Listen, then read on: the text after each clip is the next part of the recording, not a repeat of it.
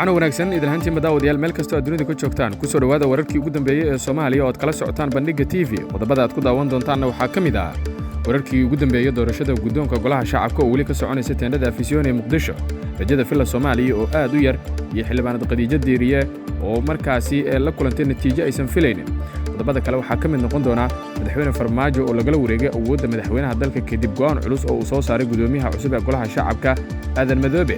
xog laga helay madaxweyne Farmaajo oo qaab boobsiisa ku magacaabaya taliyaha Niza xilli xalay la dhaariyay xildhibaan Yaasiin Faray oo xilkaasi hayay gudoomiyaha cusub ee golaha shacabkana waxa uu go'aan culus ka qaadanaya xildhibaanadii lagu soo doortay magaalada Ceelwaaq ee gobolka Gado haddaba miyuu noqon doona go'aankan mid ka helaya madaxweyne Farmaajo sidaas madaxweyne Farmaajo arrintan uga hadli doona waxaa sidoo kale idin soo gudbin doonaa wararka ku saabsan doorashada la filayo inay ka dhacdo magaalada Jowhar Hirshabelle ayaa shaacisay qabashada doorashada kuraastii ugu badneed ee ku harsaneyd maamulkaasi iyo kursiga xildhibaanad Aamin ay ka geeriyootay oo doorashadiisa lagu qabanayo magaalada Jowhar ee gobolka Shabeellaha Dhexe qodobadaas iyo kuwa kale ayaad ku daawan doontaan wararka bandhiga TV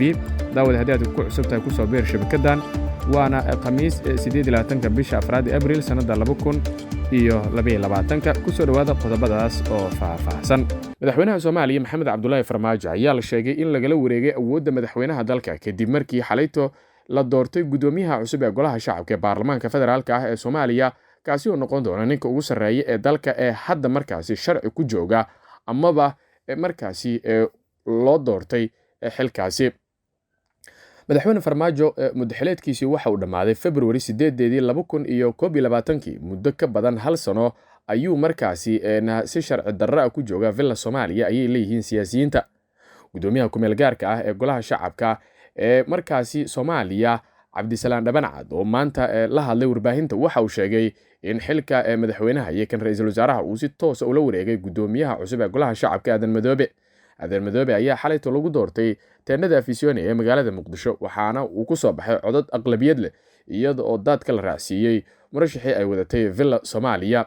arrintan ayaa caqabad weyn ku noqon karta madaxweyne Maxamed Cabdullaahi Farmaajo waxaana Farmaajo hadda laga dalbanayaa in uu markaasi baneeyo villada isla markaana uu isku sharaxo xilka villa Soomaaliya mar kale ee uu doonayo Aadan Madoobe ayaa waxa uu yahay shakhsi markaasi mucaaradka ka soo baxay waxa uu ka tirsanaa xisbiga himilo qaran ee uu hogaamiyo madaxweynihii hore Soomaaliya Sheekh Shariif Sheekh Axmed waana shakhsi markaasi aad loogu kalsoon yahay mucaaradnimadiisa isla markaana ay doonayaan kooxda mucaaradka inay markaasi iyagu ku shirtagaan arrintan ayaana waxay tahay mid markaasi aanan u wanaagsanayn madaxweyne Farmaajo geesta kale isla wararka gudoomiyaha ayaan ku guda jirnay gudoomiyaha golaha shacabka ee baarlamaanka Soomaaliya ayaa la sheegayaa in uu go'aan culus ka qaadanayo xildhibaanada lagu soo doortay magaalada Ceelwaaq ee gobolka Gado waxaana la tilmaamayaa inay u badan tahay in uu markaasi kuraastaasi fasixi doono xildhibaan Sheekh Aadan Maxamed Nuur Madoobe ayaa loo doortay inuu noqdo gudoomiyaha cusub ee golaha shacabka kadib doorasho saacado badan qaadatay oo xalayto ka dhacday Muqdisho xildhibaan Madoobe ayaa wareegii ugu dambeeyay ee doorashada kaga adkaaday xildhibaan Xasan Cabdinuur codad markaasi aad u fara badan waxa uuna helay Aadan Madoobe 163 cod halka Xasan Cabdinuur uu helay 89 cod durbadiiba waa la dhaariyay hawsha ugu horeysa ee hortaala ayaa waxay tahay sida laga yeeli doono arrinta gobolka Gado iyo xildhibaanada lagu soo kala doortay Garbaharre iyo sidoo kale Ceelwaaq doorashada ayaa qaadatay waqti aad u dheer kadib markii saacado ay u xirneed arrinta xildhibaanada lagu soo doortay Ceelwaaq oo xildhibaanada taageersan villa Soomaaliya ay diideen inay kulanka markaasi ka qayb galaan waxayna qarka u saarantay inay baaqato doorashadii lagu doortay Madoobe ugu dambeynse ayaa waxa arrinta lagu xaliyay in codeynta laga reebo 16 xildhibaan ee lagu soo doortay Ceelwaaq iyada oo sababta lagu sheegay inaysan haysanin kaararka aqoonsiga ayaa waxa bixiya xogayaha baarlamaanka Cabdikariin Buux waxaase meesha ka marnayn ogolaanshaha gudoomiyaha golaha shacabka Sheekh Aadan Madoobe waxa uu ku xiran yahay mucaaradka gaar ahaan Sheekh Shariif waxaana aad loo filayaa inuu sameeyo sida ay doonayaan oo ah in la fasaxo kuraasta Ceelwaaq balse su'aashu waxay tahay sidaas ma samayn doonaa mise wuxuu qaadan doonaa tallaabo uu dhexdhexaad markaasi isugu muujinayo arrinta kale ee jirta ayaa ah in xildhibaanada Ceelwaaq ay soo ansixiyeen guddiga doorashada heer federaal oo sidoo kale ah kan soo ansixiyay Aadan Madoobe sidaa darteed Aadan uma fududa inuu sharci darro ka dhigo go'aanka guddiga isaga oo meel markaasi oo isagu soo meelmariyay waxay ahaataba waa go'aan la filayo in uu Aadan Madoobe qaato, waxayna noqon kartaa in uu xaaladda ku sii xumeeyo Farmaajo oo guuldarro kala kulmay doorashadii golaha shacabka oo looga adkaaday murashixii uu watay Xasan Cabdinuur. oo markii labaad ee Aadan Madoobe uu hogaamiyo golaha shacabka, isagoo sidoo kale hore u soo noqday afhayeenka baarlamaanka muddadii u dhaxaysay 11 January 2007 iyo 25 May 2010, waxaana hadda markaasi laga filayaa in uu isbeddel markaa la yimaado. dhinaca kale, madaxweynaha Soomaaliya Farmaajo ayaa qorsheynaya in si boobsiis ah uu ku magacaabo taliyaha markaasi hay'adda nabad sugidda iyo sirdoonka qaranka Soomaaliya inta uusan markaasi isku sharaxin inuu yahay madaxweynaha Soomaaliya. inkastoo la fahamsan yahay in madaxweyne Farmaajo uu yahay murashax madaxweyne oo markaa doonaya in uu ku guuleysto mar kale tartanka, ayaa waxa uu hadda qorsheynayaa in uu magacaabo saacadaha soo socda taliyaha NISA markaa hay'addaasi.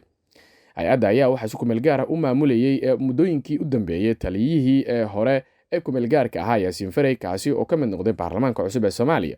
ugu dambeyntii xalayto ayaa Yaasiin Farey loo dhaariyey xilka xildhibaanimo, mana noqon karo hadda wixii ka dambeeya taliye ciidan sida uu qabo dastuurka kumeel gaarka ah ee Soomaaliya u yaala. waxaana markaa uu ku qasbanaan doonaa madaxweyne Farmaajo inuu markaa xilkaasi si degdega u magacaabo.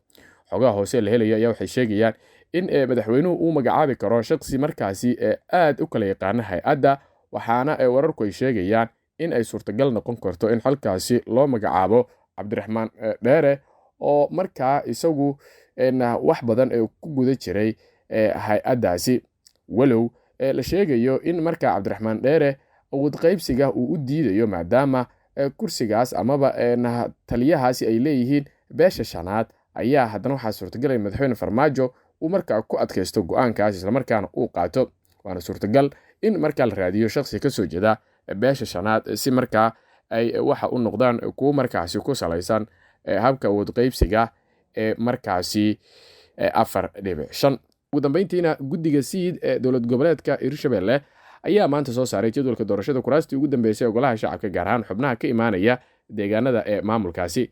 guddigu waxa uu sheegay in 29 bishan Abriil la shaacinayo guddiyada soo xulaya ergada ee doorashada kuraastaas oo kala ah Hob 141, Hob 146 iyo Hob 135, waana kuraastii ugu dambeysay ku harsaneyd Hirshabelle. kursiga xildhibaanad Aamine ay ka dhimatay Hob 135 ayaana ku jira. sidoo kale guddiga ayaa sheegay in doorashada kuraastan la qaban doono maalinta Sabtida ah oo ku beegan 30 bishan markaasi sii dhammaanaysa ee Abriil. saddexdan kursi laba ka mid ah deegaan doorashadoodu waa magaalada Jowhar